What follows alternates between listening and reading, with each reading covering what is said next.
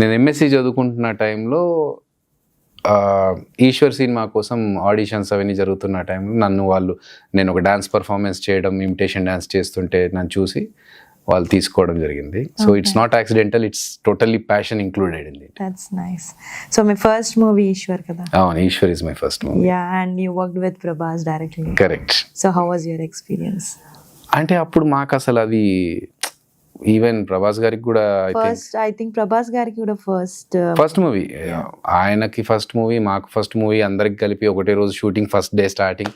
So అప్పటికే ఒక పూజా కార్యక్రమం జరిగింది ఈశ్వర్ సినిమా. కృష్ణంరాజు గారి వారసుడు ఎంట్రీ అని చెప్పేసి న్యూస్ పేపర్లో వస్తే చూసి అబ్బా మనకెవరైనా ఇలాంటి ఎంట్రీలు ఇస్తే బాగుండే అని అనుకున్నాను.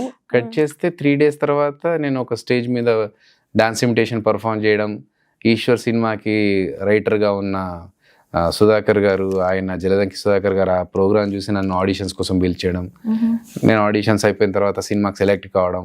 కట్ చేస్తే ఫస్ట్ డే ప్రభాస్ గారు మేమందరం కలిసాము.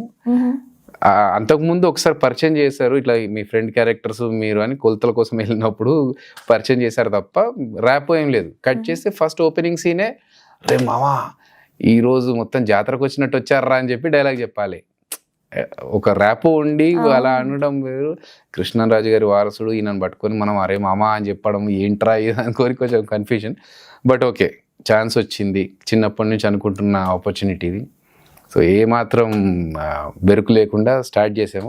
అందులో భాగంగానే ప్యాంట్ తీసి నేను నిక్కర్లోంచి డబ్బులు తీయాలి. సో అది that was also on my first day of shoot.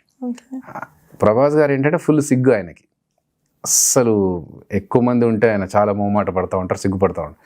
అలాంటిది ఒక 200 మంది ఆడియన్స్, మన జూనియర్ ఆర్టిస్టులు ఉన్నారు, వాళ్ళందరి ముందు నేను ప్యాంటు తీసి లోపల నుంచి డబ్బులు తీసి అలా తీసేసరికి సిగ్గు అనిపించట్లేదని ఇంతమంది ముందు అంటే నాకు అసలు అది వాళ్ళు జనాలు ఉన్నారనే విషయం కూడా మర్చిపోయా, కెమెరాని చూస్తున్నాను చేసేసానని చెప్పారు.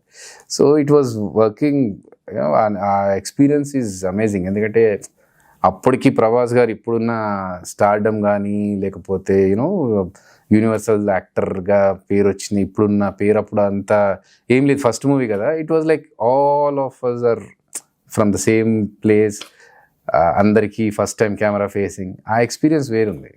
That's nice. సో మీ ఫస్ట్ ఎంట్రీ, ప్రభాస్ గారి first entry, like most of them had first entry movie as Ishwar, and you made it a success. That was a blockbuster movie. Yeah.